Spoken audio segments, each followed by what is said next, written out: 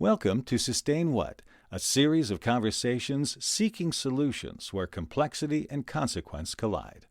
That's basically on just about every sustainability frontier, from shaping a safer relationship with Earth's climate to building more civil online relationships with each other. As we say here in the Communication Initiative of the Columbia Climate School, the word sustainability has no meaning on its own.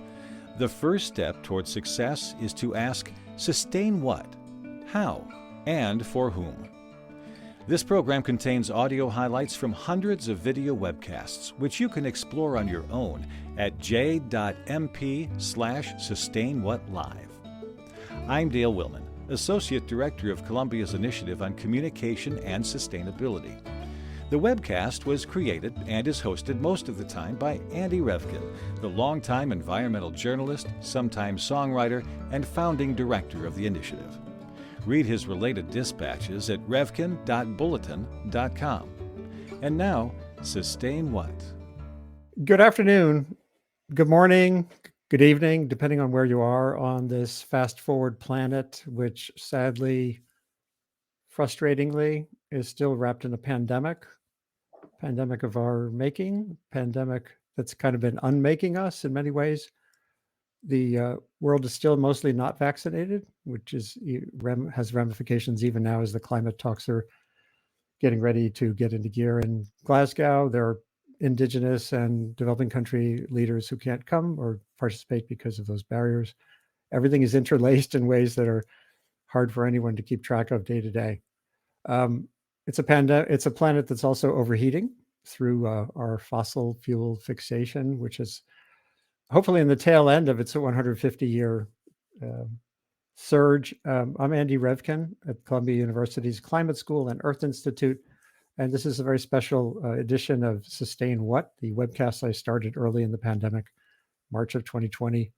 Been about 240 episodes, and I can't think of one more important than today's. It's Avoiding Climate Disaster, a discussion with Noam Chomsky, Belinda Archibong, Jeff Schlegelmilch, and a group of students from several parts of Columbia University will be joining us in the second half. And when we say climate disaster, we're talking about several things here. There's the social climate, which is experiencing an ongoing disaster, partially facilitated by the same technology that's connecting us today, social media and the like. These sessions broadcast live to Facebook, YouTube, LinkedIn, and Twitter, and each one has played a role. Well, maybe not LinkedIn, but it's a problematic landscape there. Today, as our honored guest is Professor Noam Chomsky, who is a pioneering linguist, social critic, political activist, focused on a host of existential disruptions facing humanity, from the fossil jolt we're all in the middle of right now, to our current political turmoil and our response to the pandemic so far. It's there's not much more to say than that hasn't already been said one way or another. Belinda Archibong is an assistant professor of economics at Barnard College, whose research areas include development economics, political economy, economic history, and environmental economics, with a focus on Africa, sub-Saharan Africa particularly. She's recently looked at issues around wasteful and polluting impacts of flaring of gases at the oil and gas infrastructure there. And also, she was looking into global governance issues around epidemic control well before the COVID crisis exploded. So she's very able to talk about the issues of the day here. Jeff Schlegelmilch is the director of Columbia Climate School's National Center for Disaster Preparedness, an essential institution. I just had Jeff on here on Monday with the head of FEMA, the Federal Emergency Management Agency, to talk about new ways to get communities engaged with building resilience where it's most needed.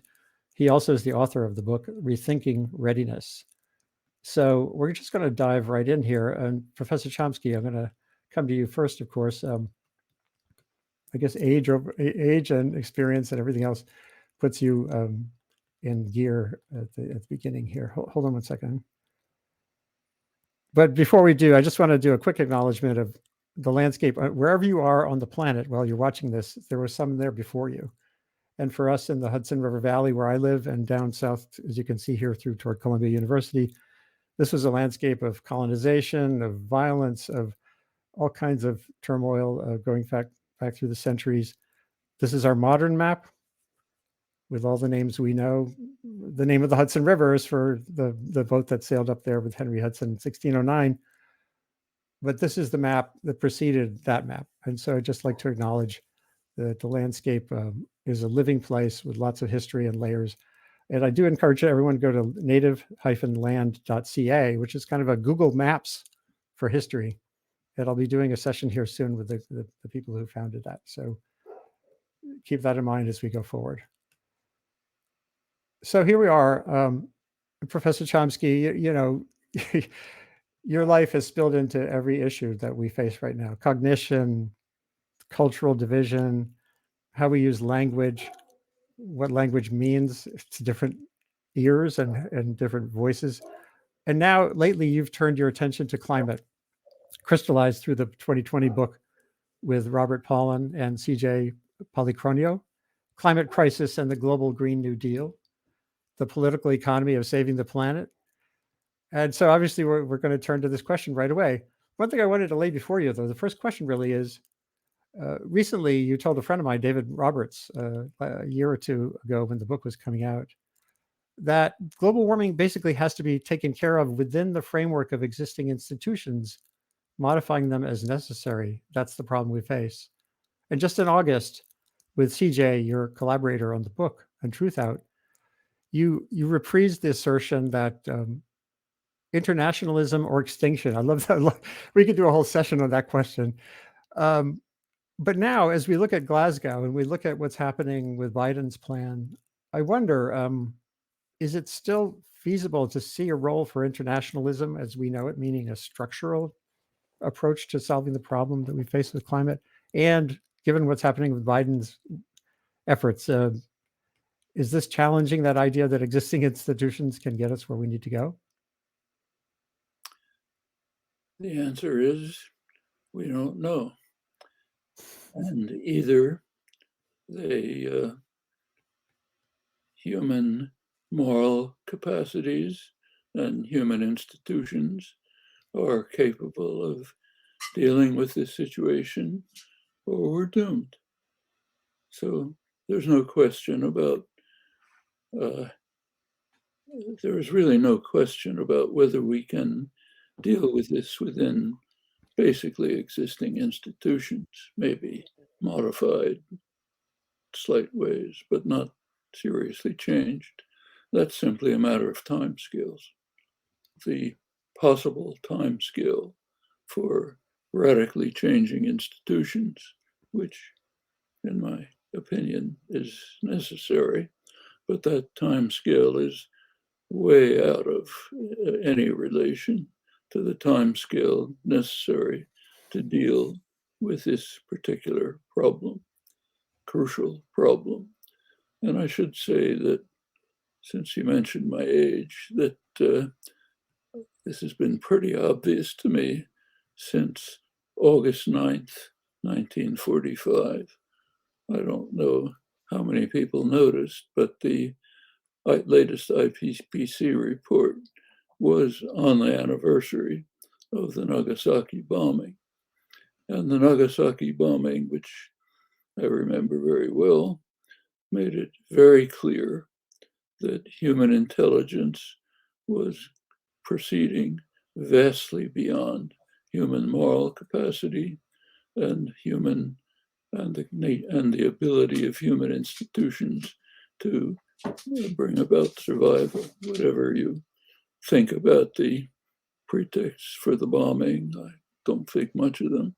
They demonstrated that human intelligence was bent on advancing towards the point where it would have the capacity to destroy everything. A point that in fact was reached in 1953 with the explosion of thermonuclear weapons by the United States and Russia. That gap remains. And whether that gap can be filled, we don't know. But the choices are very simple. There are feasible answers to all of our problems, including nuclear war, including destruction of the environment. there are feasible answers. Human intelligence has formulated the answers.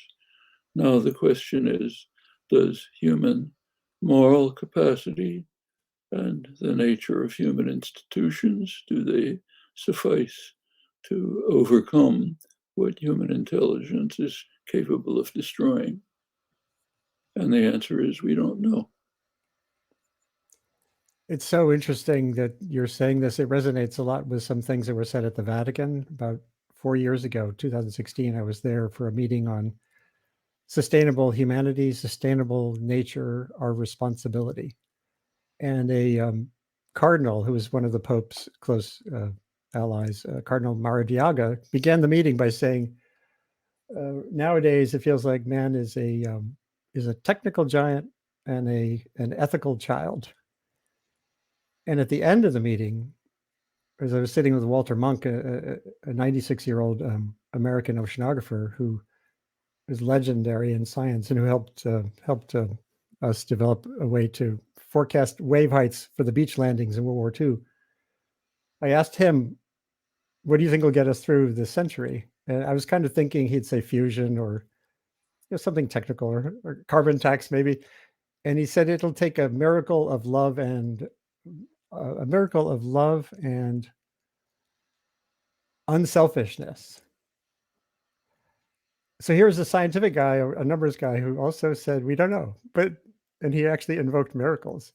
Does that resonate with you? Is that the path forward, a sort of empathy, hope, connectivity through love?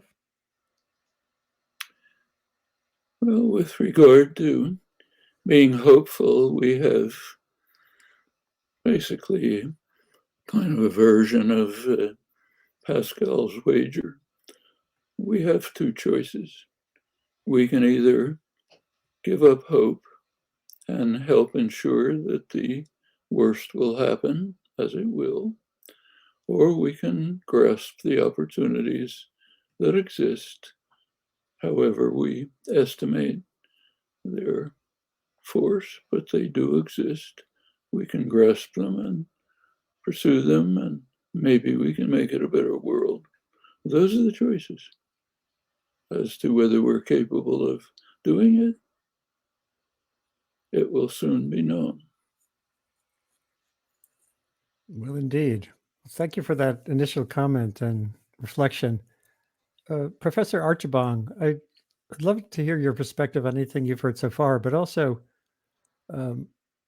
your work in sub-Saharan Africa is such a vital underpinning to the whole nature of the century ahead of us, or at least now, not a century, but 80 or so years. Africa's population will likely double between now and 2050. There's so much human potential. There are so many resources, and yet in things like the climate talks, Africa's still kind of taking a back seat. These issues of the energy issues that you're dealing with in terms of their health consequences and the like. So what comes to mind for you thinking about these grand questions?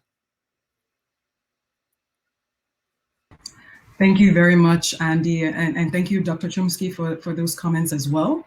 I'm gonna answer your question and also respond partly to Dr. Chomsky's point about thinking about, we have the institutions right now to solve the climate problems that we are facing, and it really requires thinking about this concerted moral effort, right? And one of the things that I always tell students, I do a lot of work on development economics. I'm an economist. I do a lot of work on environmental economics. And as you said, Andy, right, we as economists, it's like one of the things that we say is, well, we have policy tools like carbon taxes, right? If we pass a global carbon tax, we will be able to address a lot of the issues that we are facing in terms of it will give companies incentives, direct economic market incentives to reduce pollution by making them kind of internalize the negative costs of their pollution, right?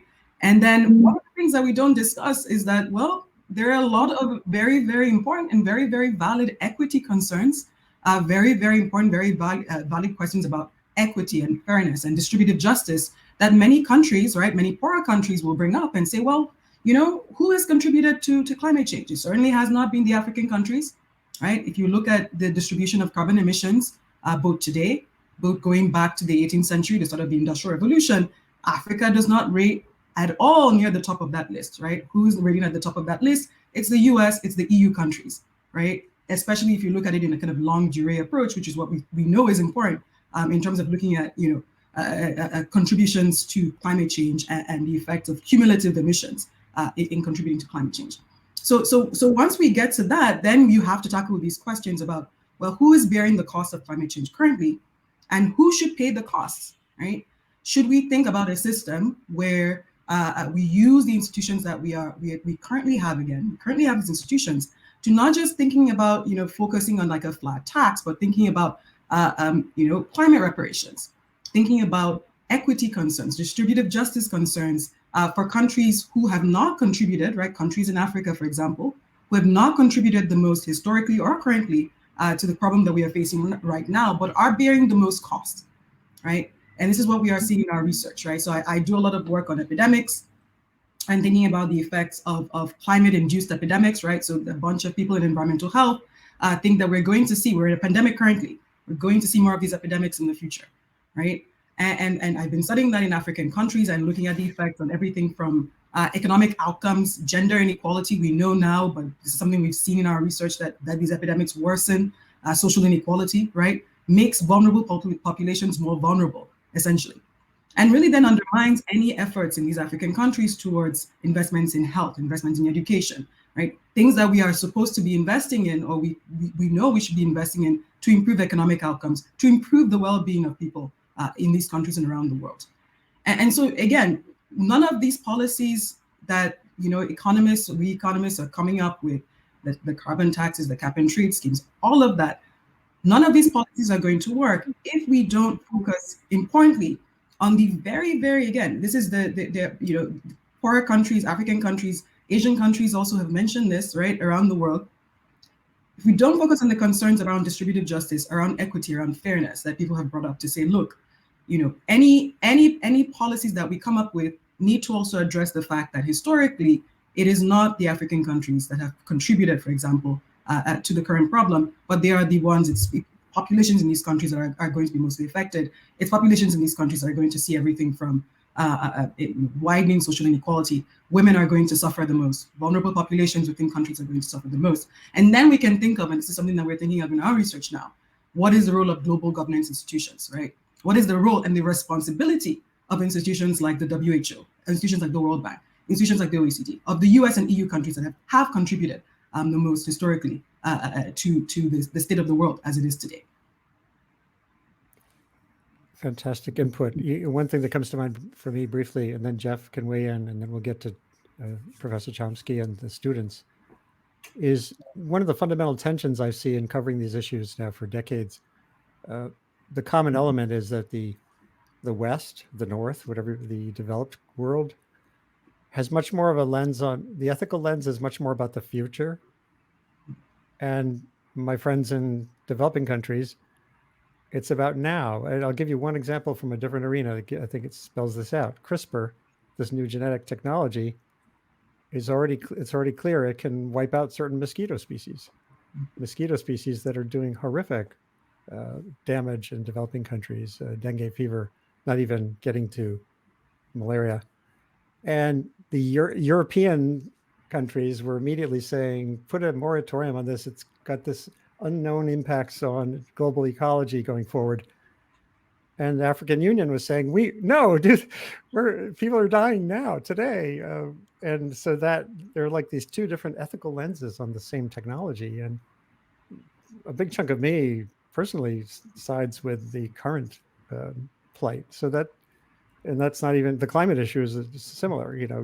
Everyone has to stop using fossil fuels, period. Even if you don't have energy yet. So we'll hold that thought for a second. And then, so Jeff, disaster risk reduction, there's so much that's been learned, and there's so many challenges in your arena still about society facing known risks, earthquake, flood, and still often doing the wrong thing. Although at the same time, we've gotten great progress in death rates from impacts of disaster. But when you think of the climate issue and our the social climate, what comes to mind, in terms of what Professor Chomsky said and what Professor Archibong said? Yeah, I mean, first and foremost, I mean, I agree wholeheartedly, and of course, can't disagree because that's where all the data points, right? In terms of inequities, whether domestically or globally, and in terms of the kinds of existential threats that climate change is going to present. And it's going to present unevenly and on different timescales, depending on where you are and what your capacity is to cope. I think one of the fundamental challenges is that a lot of disaster risk reduction, a lot of disaster resilience, we think of within the U.S., we think of FEMA as a let's just, when in doubt, look to FEMA, and when you're mad, blame FEMA. And the reality is that disaster risk reduction is distributed across all sectors of society. There are social components, there are political components, there are ecological, anthropological components to this. The emergency management agencies have been sort of birthed out of the first responder world to manage the consequences of disaster, and even in mitigation and preparedness, sort of looking at the precursors to those acute phases. But the table for disasters is set through development policies, through economic policies, through a lot of transactions driven by party self-interest without any thought to the downstream consequences. I'll give a quick example. With COVID-19, global just-in-time supply chains sound like a great idea, and lean manufacturing, lean inventories. And if you have excess inventory, the capital markets punish you for that. There's a value of resilience that wasn't baked in to those valuations that led to a reduced capacity despite the warning signs and despite the data. So I think a lot of the decisions we make aren't inclusive of sort of the risks that are emerging and the risks that are compounding into the future. And as a result, we're sort of marching feverishly towards growth and development without pricing in the value of resilience, but also the cost of unpreparedness and the cost of the things that are moving us away from resilience. And so we need to actually get into not just one answer for disaster resilience, but thousands of them for the way people interact with the world around them from a lot of different perspectives, including equity, including economics, including traditional disaster preparedness and resilience, but certainly not limited to that. Fascinating. So, Professor Chomsky, what's your reaction to these interventions so far? Sorry, again.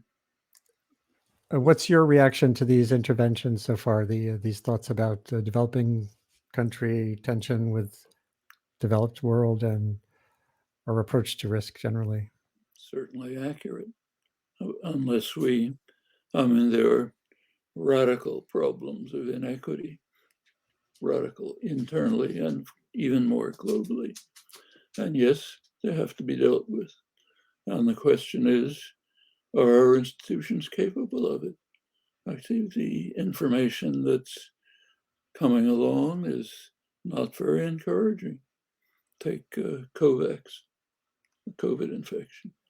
The rich countries, as you all know, are basically monopolizing the vaccines, using it for themselves, doing this, insisting on the preservation of extreme patent rights for big pharmaceutical corporations of the kind which have never existed in history. They're a radical violation of market principles that have been introduced in the neoliberal period, and the rich countries are insisting on preserving them, not allowing countries like South Africa, for example, to manufacture vaccines using the technology that is available. Won't allow them to use it.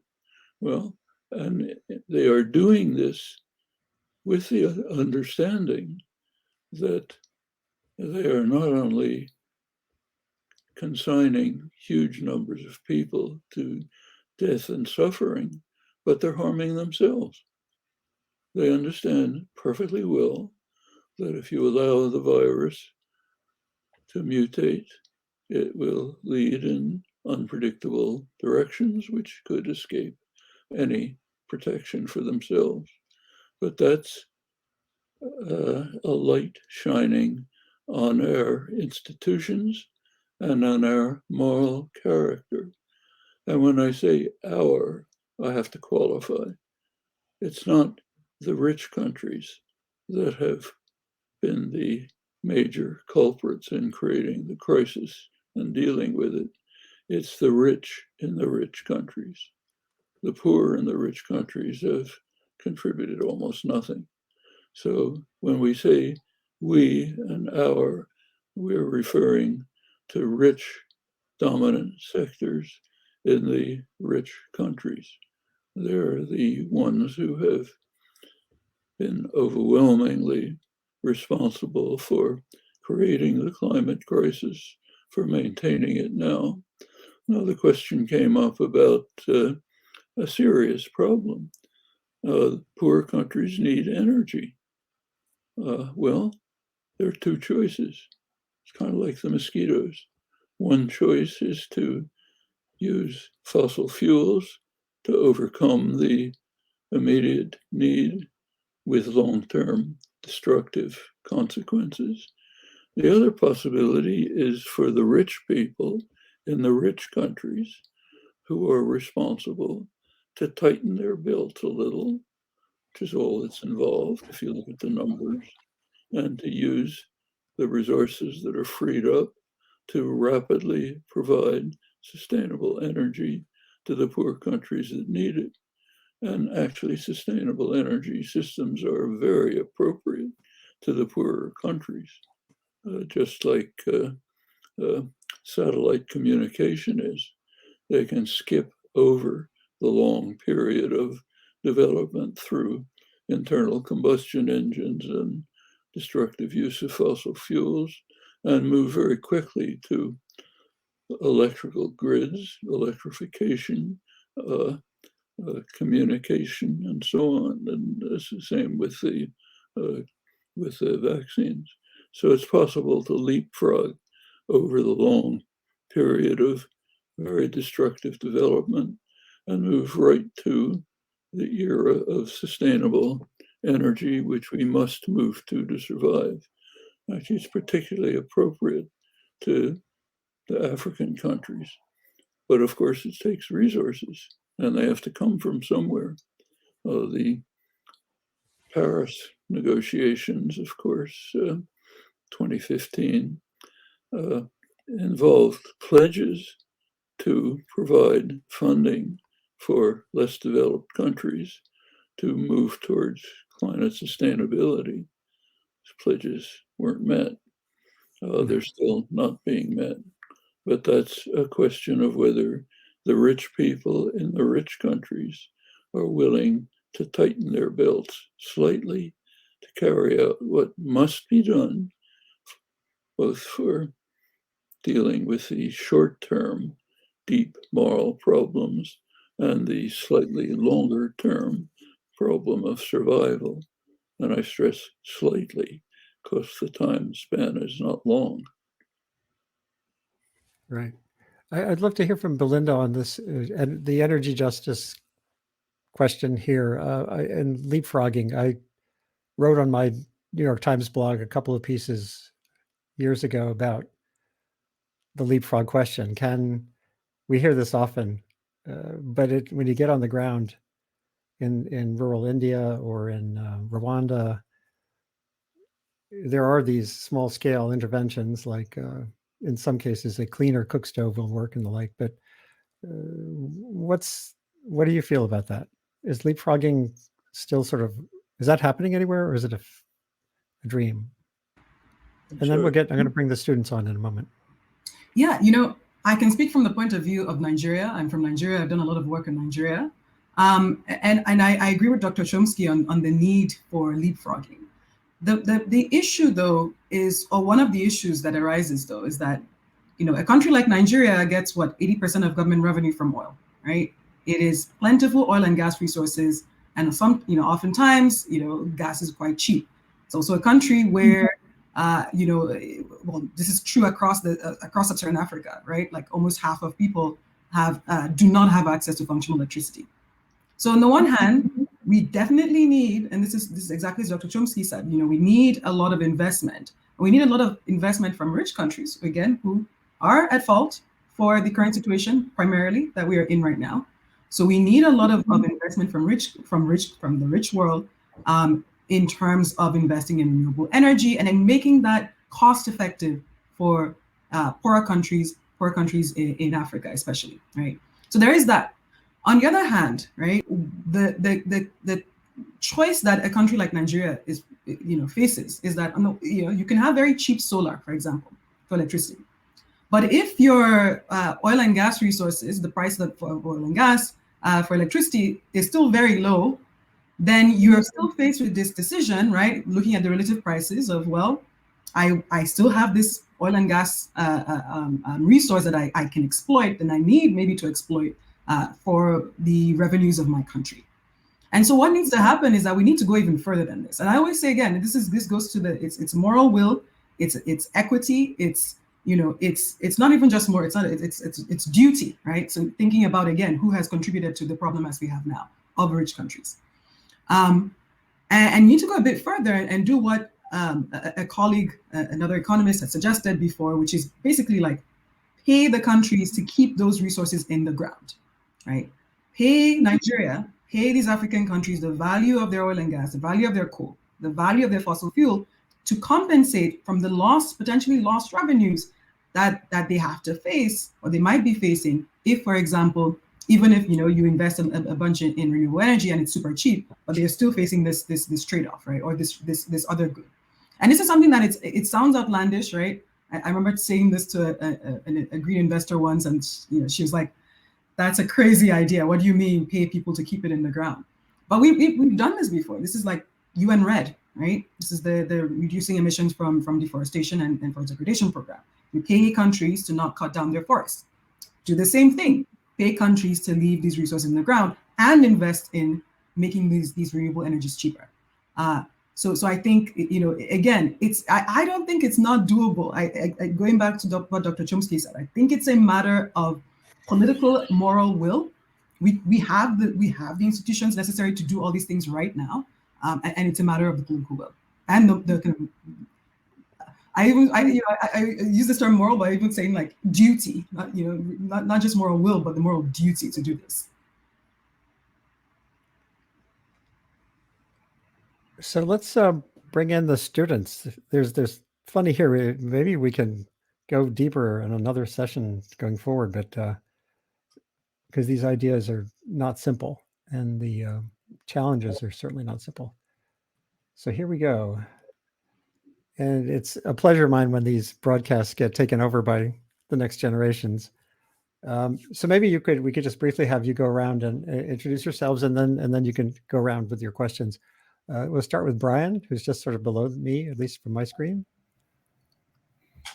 Hi, my name is Brian On, and I'm a doctoral student in the Adult Learning and Leadership All program at Teachers College. And yeah, hi. And Gareth? Hi, thanks, Andy. Hi, everyone. I'm Gareth, and I study comparative and international education at Teachers College, where I'm with the International and Transcultural Studies Department and the Centre for Sustainable Futures. So thanks for allowing me to join today. Fantastic. And Mia Winter Tamaki, who is the intern for our initiative on communication and sustainability. Hi, everyone. Yes, I'm Mia, and I am in the urban planning graduate program, and I'm really interested in smart cities and urban informatics. Thank you. And then finally, Jeffrey. Hello, everyone. My name is Jeffrey Omar Patrick, and I'm a newly admitted student into the Department of Health and Human Behavior Studies here at Columbia University. So you may refer to me as Jeffrey Omar. Great, Jeffrey Omar. And that's such an exciting field. So many lessons from public health generally that spill into these questions about behavior change related to energy. And so, but let's start with Brian. So Brian, what's your question for this panel for Professor Chomsky? Oh, yes. My question is, considering all that is going on with all the issues regarding the climate, in consideration of the erosion of the multiple ecosystems like the mountains, coral reefs, the oceans, the rainforests, the forests, etc., what can your everyday person, and not the very rich in the rich countries, do to address this in the face of the other existential threat that the world faces, as you said before, Professor Chomsky, regarding the degradation of democracy? Specifically, what can students, college students, teachers, professors, scientists, business people, and retirees do to help the world confront these issues regarding the climate? Well, I think we've seen quite effective answers to that question. Not sufficient yet, but in the right direction. So take, say, the global climate strike a couple of weeks ago. Anybody, it was almost entirely young people, but not necessarily. Could be a day in which the colleges and universities are closed. Could be a general strike of all people. That would be when it's young people, the rich and powerful can say, well, that's young people acting out. We can forget about it. Pat Greta Thunberg on the head and say, nice girl, go back to school. As long as they're left alone to carry the burden, it's first of all deeply unfair, but also much harder. So participation, direct participation, can have an escalating effect. There's much more. There's a resolution in Congress, which gets very little attention. It was just reintroduced by Alexandria Ocasio-Cortez, she and Ed Markey, senator from Massachusetts, a couple of years ago, introduced a resolution which really is very much along the lines of the proposals, the detailed proposals by Jeff Sachs, Bob Pollan, International Energy Association. They all pretty much converge on the general picture of what can be done and has to be done. This resolution encompasses it. How did it get that far? How did it even get to Congress? Well, we know the answer. Young people in the Sunrise Movement who were deeply engaged in the issue went to the point of sitting in on congressional offices, including Nancy Pelosi's office. Ordinarily, you just kicked out by the Capitol Police. Didn't happen this time. They were supported by Ocasio-Cortez in particular, other young representatives who came in on the Sanders wave, senior people like Ed Markey, who's been involved in this all his life. They got enough congressional support so that the Biden administration was compelled to put forth an inadequate but still somewhat reasonable climate program, which is now being torn to shreds in Congress as we meet by the 100% Republican opposition and right-wing Democrats, especially the leading recipient of fossil fuel funding in Congress, Joe Manchin, whose slogan, as he said, is straight out of the ExxonMobil textbook, no elimination, only innovation. So in other words, keep pouring poisons into the world.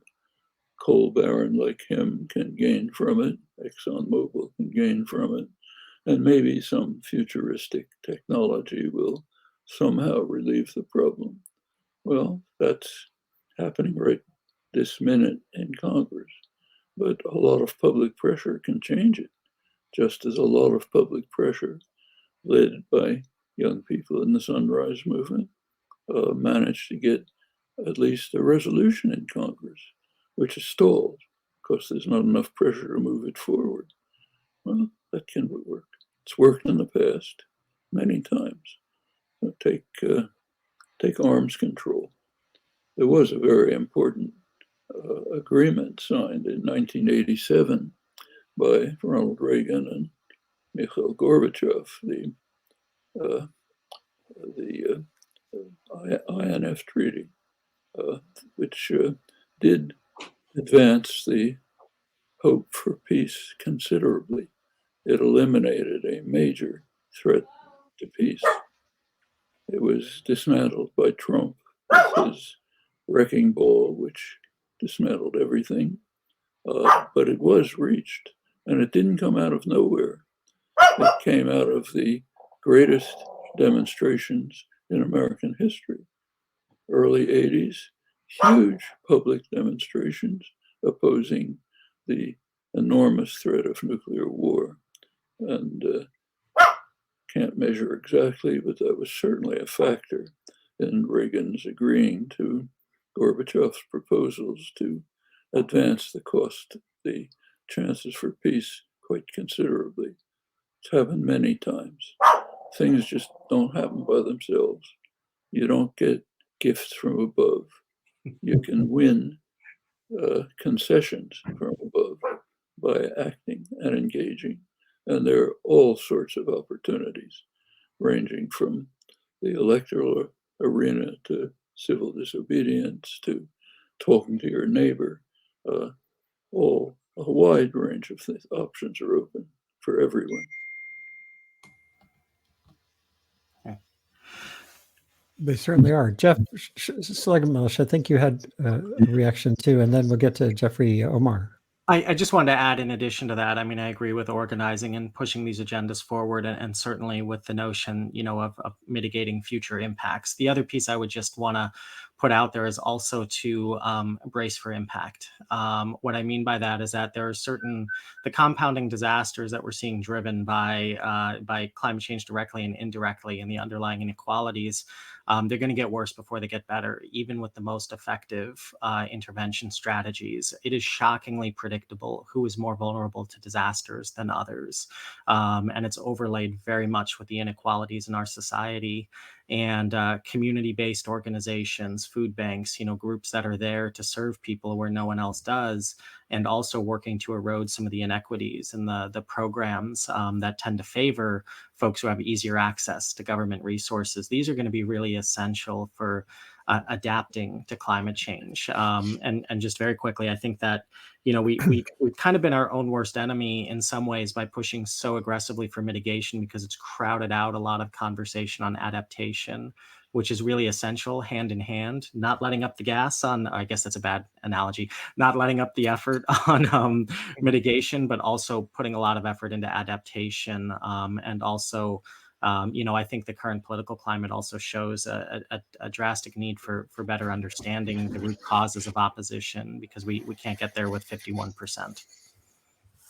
It's a very powerful thought. Actually, just on Monday in our disaster show, Sam Montano, who has written a book who's a disaster risk expert also, she talked about disaster justice as an emerging reality, that her thesis is there'll be enough shared and widespread disruptions that communities will be more apt to want to press their policymakers for real change too. But that's a conversation for a couple of days ago.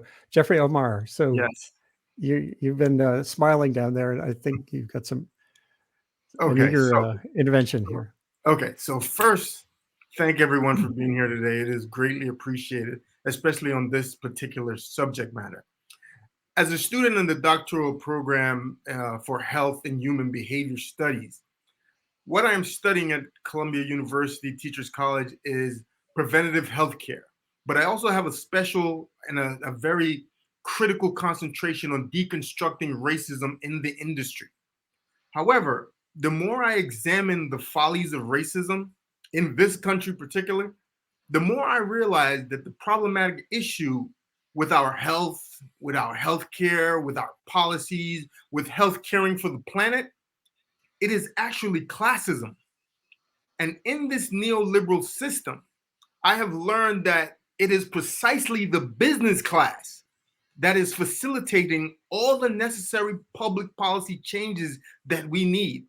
In other words, whatever the issue is, it does not matter until it really affects the major corporation. Evidently, the investor is responsible for oiling and fueling the apparatus of the business class, possibly guiding and steering all matters of human existence to date as we speak. Therefore, the investor is vitally, vitally important, is probably the most important thing that we're going to talk about today. So, as far as I'm concerned, the common denominator for the global Green New Deal is the investor. Consequently, speaking to this class of individuals, can each one of our distinguished guests please polyphonically, as music to our ears and in the most uplifting way, tell us what it is to this answer, to this question? What is the one instructive comment do you have to encourage the investor to support human and earth reconciliation? And what should they ultimately concern themselves with in order to save our home planet? Well, it's First, Professor Chomsky. Yeah. It's a very apt question for the United States, which... Yes, we are the superpower. We don't have to worry about a superpower because we are the superpower. So we are, and we're, unless we destroy ourselves from within, which we might, the U.S. will remain the superpower. There's no one else even close. I mean, you see it in all kinds of things. Take, say, for example, the sanctions on Cuba. For 60 years, the United States has been torturing the people of Cuba, terrorist war, brutal sanctions, mount to an embargo. We know the reasons. One of the good things about the United States is it's quite an open society. We have more access to internal government documents than any other country. So you can read the State Department arguments in the early 60s for why we have to torture Cuba. Very clear. Cuba is carrying out successful defiance of US policies going back to the Monroe Doctrine, which declared the US right to dominate the hemisphere. And the Godfather cannot accept successful defiance for very obvious reasons. Ask your favorite mafia don. That's pretty much the way the world works. The world is totally opposed to this. The latest vote at the General Assembly, 184-2. Israel has to vote with the United States, even though they don't observe the embargo. But everyone accepts it, and they have to, because the power of the Godfather is too great. Well, that's one of innumerable signs that we will continue to run the world unless we destroy ourselves. So what happens which could happen, in fact, it's on its way. But so what happens here is important. And as you said, what happens here critically is the business classes. The United States is unusual in many ways. One of them is the unusual power of business in the society. Goes back to way back in American history, the lack of feudal origins, all sorts of reasons. But it's a striking fact. One consequence is the surprising violence of the labor history. Labor has been bitterly suppressed in the United States with extreme violence, far beyond comparable countries. Another example is your field, health. The United States is a disaster. Yeah. Twice, I don't have to tell you, you know better than I do. Twice the expenses of comparable countries, some of the worst outcomes. Even on trivial things like maternity leave. I mean, the richest country in history can't afford maternity leave. Mm-hmm. Every other country has it. Poor countries have it. Mexico has it. Everybody does. Paternity leave as well. United States can't. It's a very powerful and very class conscious business class that are basically dedicated Marxists fighting intense class war without a stop, organized, big organizations, plenty of money. Just take a look at the Republican Party red lines in Congress right now. Tells you a lot. The right-wing Democrats like Manchin go along with them. There's a problem right this minute about how to fund the very limited Biden programs, which are necessary for the country, but they've been pared down to the minimum. But there's a problem how to fund them. And the Republicans and the right-wing Democrats have what they call a red line. Cannot touch Trump's tax cuts. Trump's tax cuts are, the scale is not very different from the scale of funding Biden's programs. They were a scam, total scam, designed to enrich the very rich in the corporate sector to the cost of everyone else. But you can't touch them.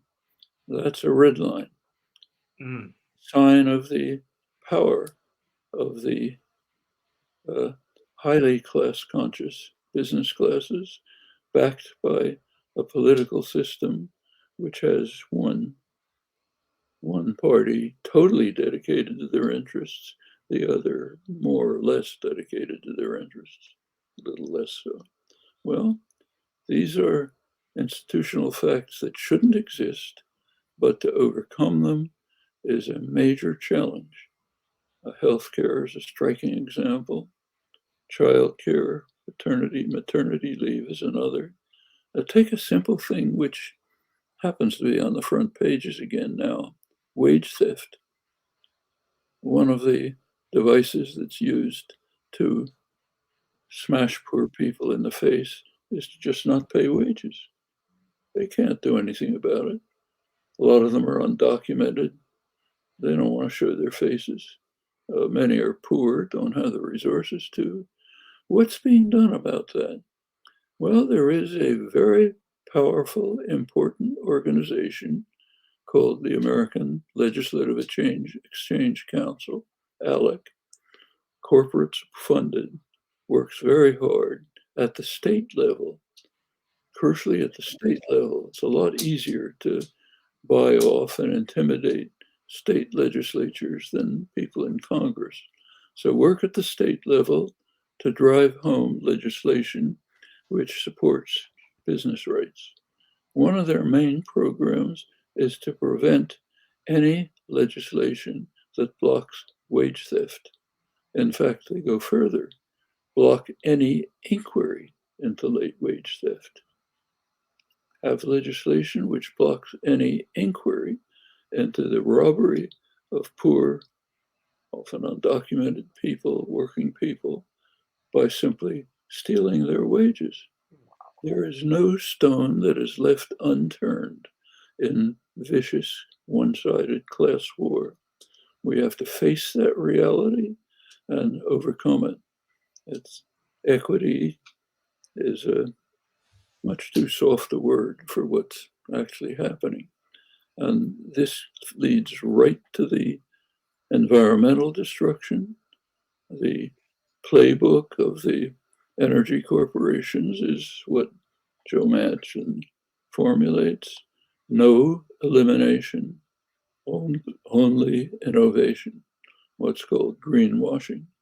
So we'll have a nice line for you, but meanwhile, we'll make as much money as we can while we destroy the world. You take a look at petroleum journals today, they're euphoric. They're advertising all sorts of new fields that they found that they could develop. The major countries, including the US, are calling on the oil producers to increase production. This is right after the warning of the IPCC that we have to reduce production right away if we want to survive. But profits come first, and profits for the rich, not for the general population. Just add one little number to this to put something concrete on it. the last 40 years have been a period of one-sided class war. You look up neoliberalism in the dictionary, you get a fancy definition, but the real definition is one-sided class war. Everything is geared to that. That's neoliberalism. And it has a cost. Actually, the cost was, there was an effort to estimate it recently by the Rand Corporation, super respectable corporation. They tried to estimate what they call politely the transfer of wealth, less politely robbery, from the lower 90% of the population, working class, middle class, the robbery by the super rich of the 90%. Their estimate is almost $50 trillion over the period of the one-sided class war called neoliberalism. And that's an underestimate. It doesn't include a whole pile of other devices that were provided to the very wealthy when Reagan opened the spigots. Tax havens, shell companies, rules of corporate governance that allow the CEO to pick his own board. So, of course, salaries, stock options spike, all sorts of devices. Probably amounts to 70 or 80 trillion dollars over this period. Well, that's a cost. And you see it in the nature of the society and the failure to deal with the crucial problems that we're facing. So there's plenty of battles to fight, many. And crucially, we know how to deal with all of them.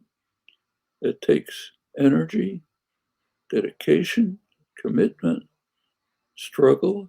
It's never easy. For those on the front lines, they can be supported. And it just has to be done at all of these, in all of these dimensions, the ones you raised, the ones Professor Archibong arranged, all of them. Quite a call to get engaged from whatever standpoint you're at to especially helping people in the front lines. That gets back to that disaster justice concept. That, so wait, before we go, yes. I'm sorry, before we go any further, I just want to ask, is there no way for us to have the investor invest in saving the planet? Is there no way? Is this a losing battle? No, not at all. In fact, the battle was to some extent under control, to some extent, from the New Deal, middle of the Depression. This happens to be my childhood. The New Deal was based on militant labor action, which with a sympathetic administration that instituted social democratic measures, which were a model for the world. Remember, back in the 1930s, there's some similarities to today. There was a very deep depression, and there were sort of two ways out. One way was fascism. It was the way that was picked by continental Europe, not picked, but happened in continental Europe. The other way was social democracy, which happened to have been pioneered here in the New Deal under the pressure of labor activism, other popular activism, and a sympathetic administration. That was the model that was picked up by Europe in the post-war world. Now a kind of a bitter irony that it's being reversed. Okay, but that lasted through the 1960s. You go back to Dwight Eisenhower, the last authentic conservative in the US political system. His position was that anyone who questions any New Deal measures doesn't belong within our political system. Anyone who questions the right of labor to organize is just not part of our political system. Hard to believe that he was the Republican president and considered on the right wing back in the 1950s. Well, to answer your question specifically, throughout all this period, there was some mitigation of the one-sided class war, and it had very positive consequences. The 50s and 60s are regarded by economists as the global age of American capitalism. Highest growth rate, equitable growth rate, plenty of flaws, but from an economic point of view and a point of view of economic growth, it was reasonably successful. We could at least be capable of reinstituting that. We should go far beyond. But it's hardly utopian to say, let's 17 hours. Or would have approved of. First, Professor Chomsky, I wanted to be sure are you able to stay on till perhaps 5:30 for another 30 minutes? Sorry. Could you? Would you be able to stay on for another 20 or 30 minutes? Yeah. Great. Just briefly, Jeffrey Omar, I did post. There is a guy named Andy Carstner who used to be in the George W. Bush Energy Department. He's one of the country's top thinkers on energy and economics and innovation. He's one of the new green board members at Exxon. You know, there was a bit of not a takeover, but Exxon has now got some shifts in its board. And he's also given testimony at a House hearing a year ago, actually 2 years, just before COVID, on what he calls pursuing a shift from national security to natural security, meaning essentially ingraining how ecosystem function, and I think we could say social function, are essential qualities of a functioning country. And so that link, I made a shortcut. You can go to see that House testimony. Really interesting guy. And maybe even that idea that Exxon has shifted its board a tiny bit speaks of something happening in a new direction in the corporate arena. Belinda Archibong, I think you had some thoughts, and then we can go till about 5:30, so another 30 minutes would be great. We'll get to Gareth's question next. I mean, after Mia, and then Gareth. Yeah, I mean, just very briefly, I'm going to address one point since I think the class issue has been talked about quite a bit. So this is the distinction, since we're talking about the US, between race and class here, right? So there are 3 points. So one, we've talked extensively about what do we all do? We need a lot of political will, where people say, climate change is an issue. We need to hold our politicians accountable. Our politicians happen to be in the United States and around the world from the wealthy class. We need to hold them accountable. Point two, people then need to see themselves as being distinct from this class of people, from the wealthy class, right? To see that, look, it is in my interest to say and hold these people accountable, right? Point three, this is not often the case, and we know this, in the case of the United States especially. We know that oftentimes people will not, what's the word about being temporary embarrassed millionaires, right? Everyone is a temporarily embarrassed millionaire. And so, you have this distinction where then, you have these like ethnocentrism in the United States, and there are researchers, economists that have shown this, where, you then ask questions about like, why is the white working class voting against their interests? But it's like, well, if your interest is also kind of wrapped up in thinking about your group identity, right? So even though you individually are willing to bear a cost, as long as you think there are benefits accruing to your group. So combine all these 3 facts, and then you see where we have issues with the political will, right? So thinking about the kind of identity politics that then comes in and acts as a role apart and distinct from class in thinking about why we cannot get everyone to say, look, this is an issue that is affecting all of us, and we need to hold all our politicians accountable. So I just wanted to throw that out there as an additional wrinkle. We could talk, this is a whole nother, Andy, if you ever want to have a separate thing about race and class and inequality and climate, we could talk about that too. But I just wanted to add that there. I got a mouthful of questions over here, trust me, but I'm not gonna. Let's move on. This is great, and I'm happy to do a chapter 2 and chapter 3. This is I've never done a conversation on this the Sustain What webcast that doesn't end with questions that need answering. In fact, the title is Sustain What, so it's a question. The answers are pursued the way we're doing it right now. Samia Winter Tamaki in urban planning. Even the word planning seems to be a hard one to fit in with some of the uncertainties that Professor Chomsky laid out. But what's your question for the day? Hi, yeah. Planning is why I love planning for that reason. Everything fits into it. But my question today is specifically about digital technologies and youth activism. We have increasingly available information and internet-based tools such as massive data collections, sophisticated devices, and smart services, which empower and mobilize us, but they also empower and mobilize corporations, if not much more, and enable their exploitation of the environment. How do you think my generation, the youth generation, can actually reclaim digital technologies to spur the movement to avert planetary destruction? Great question.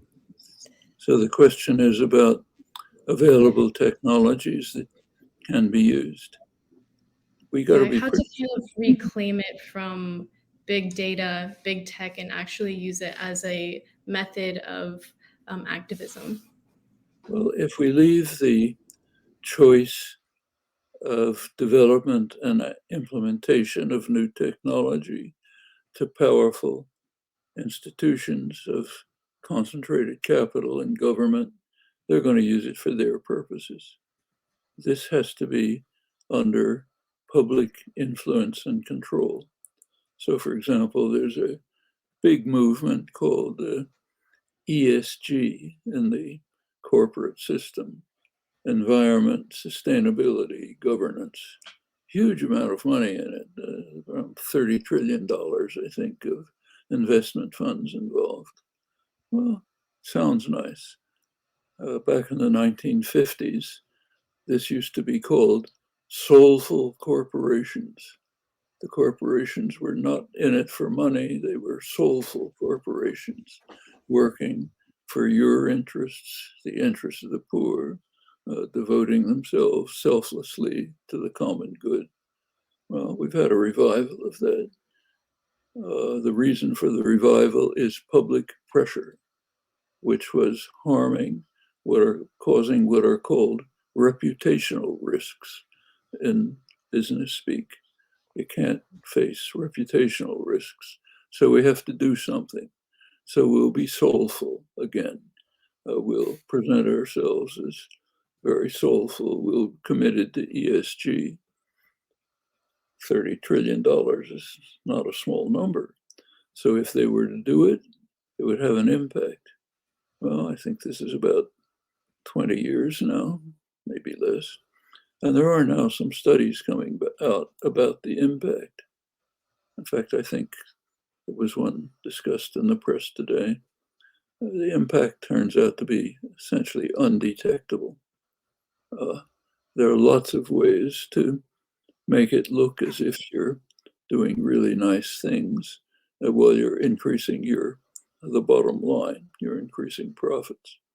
Unless this is under tight popular surveillance and control, because the public can be directly involved in many ways, everything from worker participation on boards to public community participation in decisions, all sorts of ways. Then technology can be used in the proper way. And investment is badly needed. We have to move towards electrification. People are not going to buy electric cars if there's no way to charge them. They're just not going to do it. You have to completely reconstruct the whole electric grid, which is crazy in many ways, and let me just give you an example. I happen to live in Tucson, Arizona. Sun is shining all the time. When we moved in, we put up solar panels. You look for miles, there's no solar panels. People would rather pay thousands of dollars a month in electricity bills for air conditioning than to go down that liberal deviation. But when you put up a solar panel like we did, the electric company insists that you not put in all the panels because they don't want you to produce too much free electricity.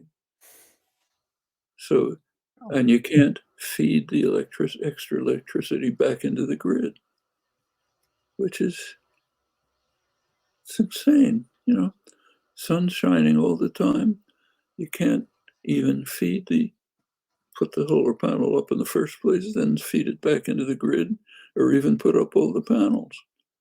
I mean, this is, talk about investment, huge amounts required just to provide the basis for reasonable electrification. Plenty of investment needed on research. We're going to have much better batteries.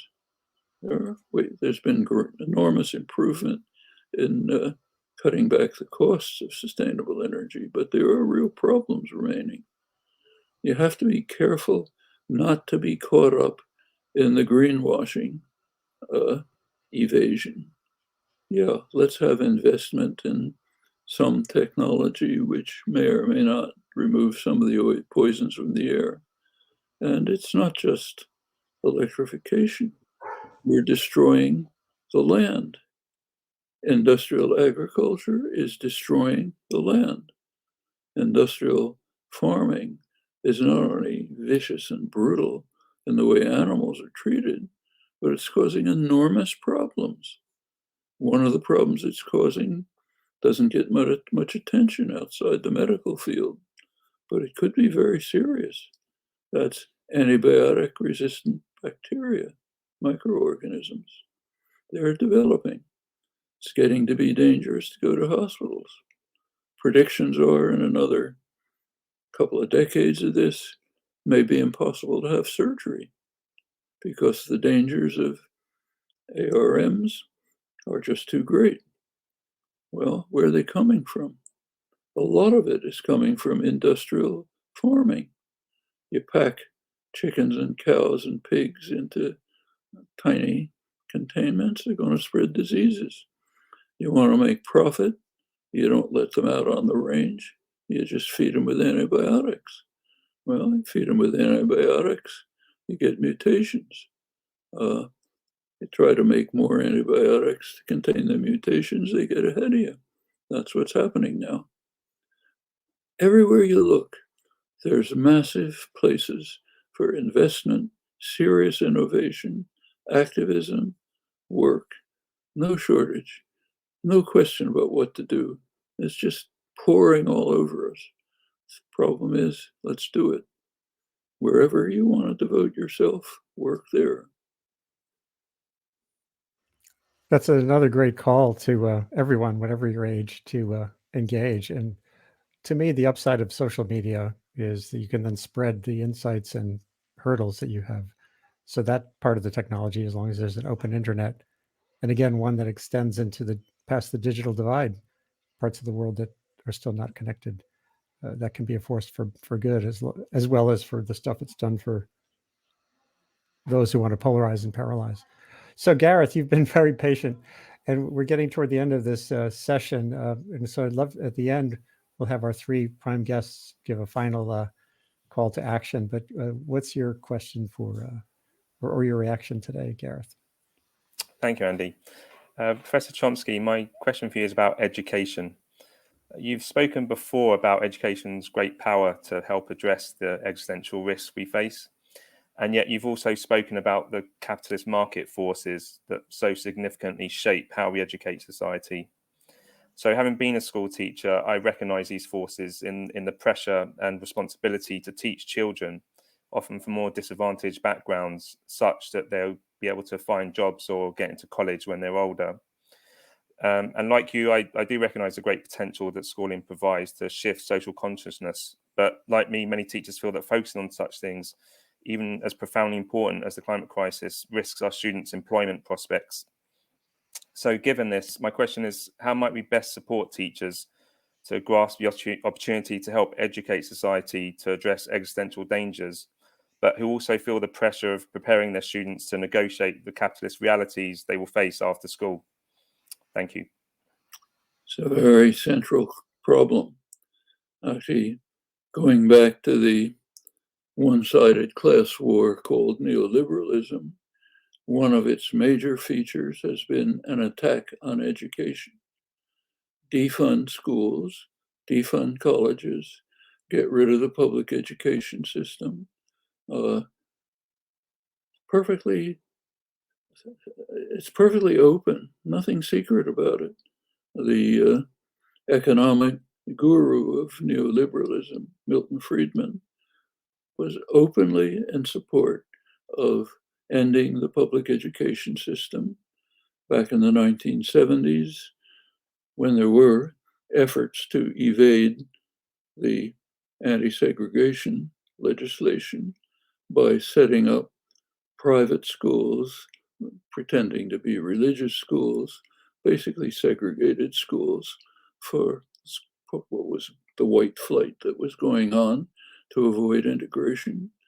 Friedman was participating in segregated school systems consciously, as a perfectly openly and in a way, in a principled fashion, because that was the way to undercut and eliminate the public school system.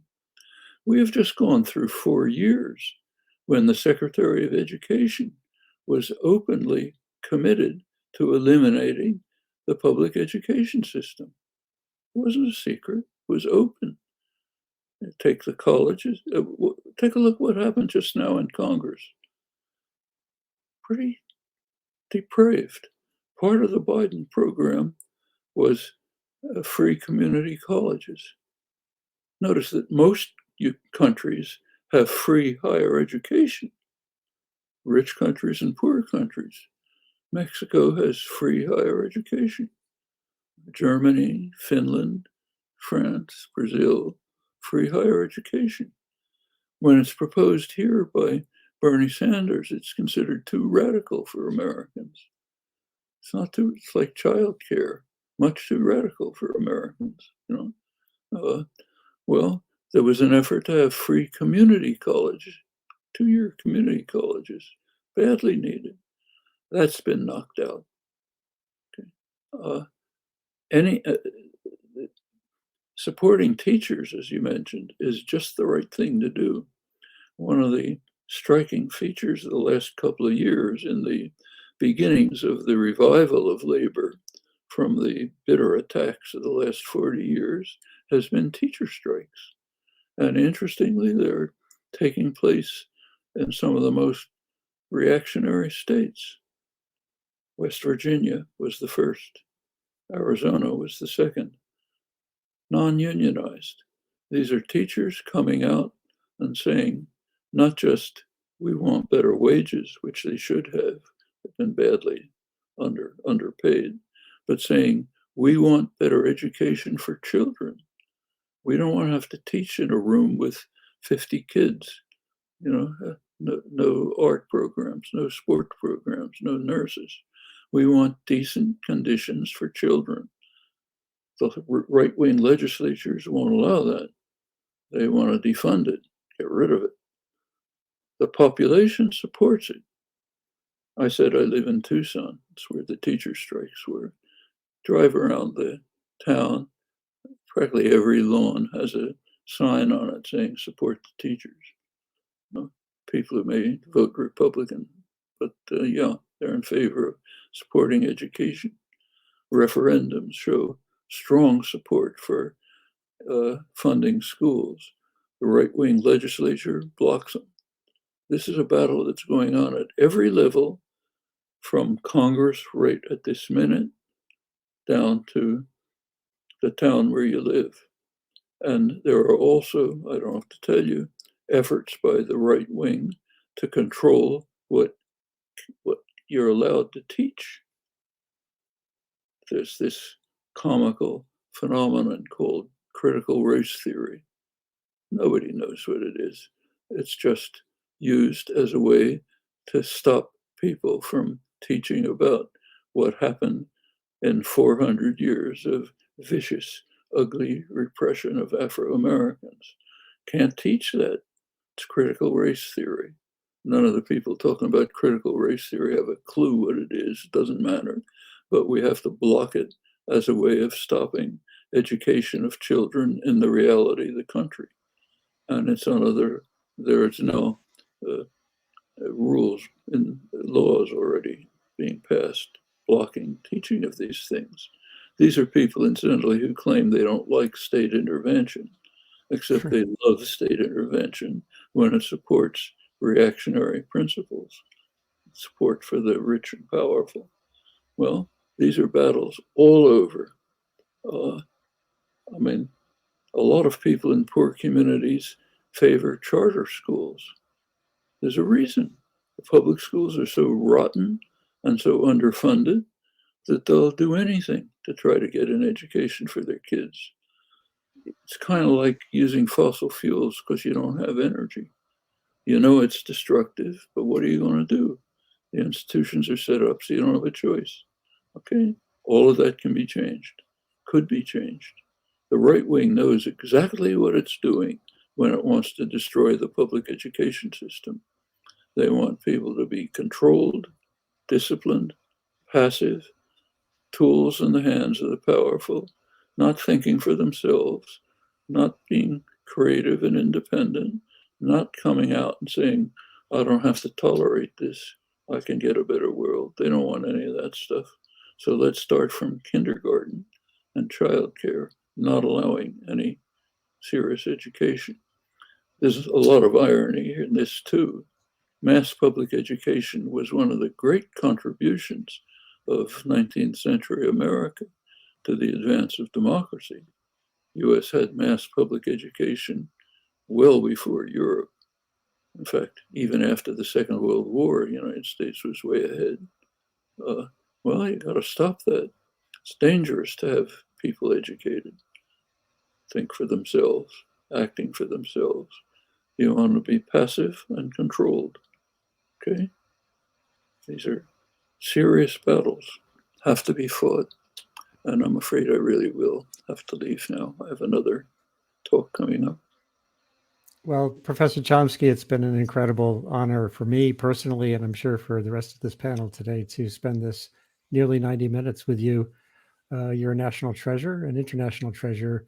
The way your intellect spans so many fields, the fact that it's clear you get up every day and devour enormous amounts of information, as you just described, business journals to the rest. You're an example for all of us, especially to keep engaged. So thank you for engaging today. Yep. And everyone else stay on a little longer. That was pretty remarkable.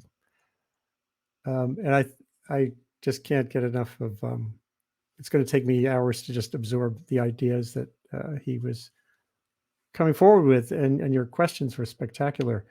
So let's just do a last round. I know Belinda Archibong, you have to go for 5:30 as well. So if you have a very quick final thought, that would be great. And Jeff, from you too. And to the students, let's see if we can follow up on this seriously.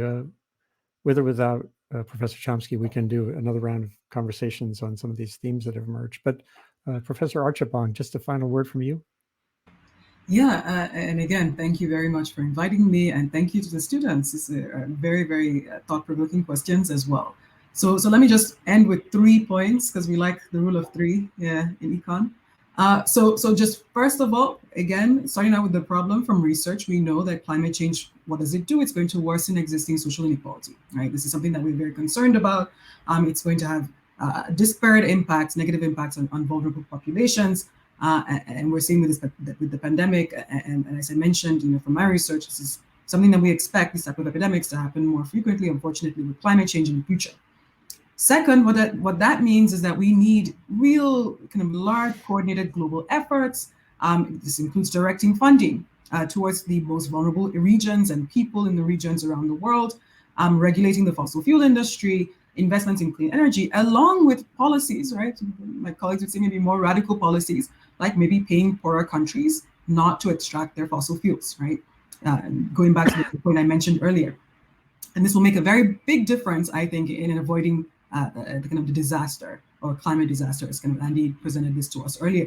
And then finally, we also need, we talked about this, what is it that we all can do? We need massive collective political will, right? Holding our politicians accountable, making sure that these issues of fairness and distributive justice, when it comes to the kind of the resources that would be needed to mitigate and adapt to climate change, are available and are made available, right? And not just in terms of like going back to this point that Andy made about, the difference between, I really like that point, we didn't get to talk about it, but the present focused kind of orientation of poorer countries with the kind of future focused orientation of richer countries, and really saying, look, we can't just focus on thinking about the future, and we also need to think about the present, and we also need to think about the past, right? Rectifying past injustices when it comes to climate change. All of this relates to these issues of fairness and distributive justice that we know are so important on that issue of political will, right? You can give all the market-based instruments and all of the radical policy you want. If you don't get people to think that this is fair and this is right, it will not be passed, right? This is what we know. So I'm just going to leave those 3 points out there. And again, thank you very much. This is great. Thanks for being here, and we'll do more. There's so many issues just on Sub-Saharan Africa. We could do some more sessions here too. Those are great points. This clash between the present and the future, and again, as you said, finding ways to rectify past ills, huge challenges and opportunities. Jeff Schlegelmilch, from the point of view of disaster risk reduction and preparedness, a last go forth kind of thought. Yeah, and I want to. So, one political science study that I'd looked at, and one statistic I think of a lot is that, we reward politicians for response and recovery, not for preparedness and mitigation. The more money you bring in for recovery, the more likely you are to be reelected. But there's virtually no correlation between preparedness and voter behavior. So we can talk about, and sort of draw caricatures of the different actors within civil society to try and cast blame. We're the ones reelecting folks because they bring in a lot of money after a disaster.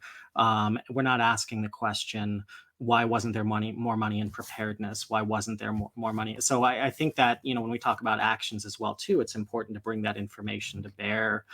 The other thing I would say, too, is that I do agree with a lot of the disparities and a lot of the behaviors and a lot of the incentives that steer some of these behaviors of organizations. But I do stop short of sort of reflexively categorizing them as the enemy or the opposition. And actually, in my experience with communities, many times, a good forward-thinking organization, a good corporation, is actually an untapped ally with tremendous resources and tremendous interests in the community when they see it, when they see that value to them, and when they see how that's integrated in there. And so, again, this isn't to give a pass for all of the injustices and all of the challenges and problems out there, but it is to say that it's and there definitely is a lot of very egregious behavior. And when you're up against a behemoth who's fighting for their self-interests, your self-interests don't stand much of a chance.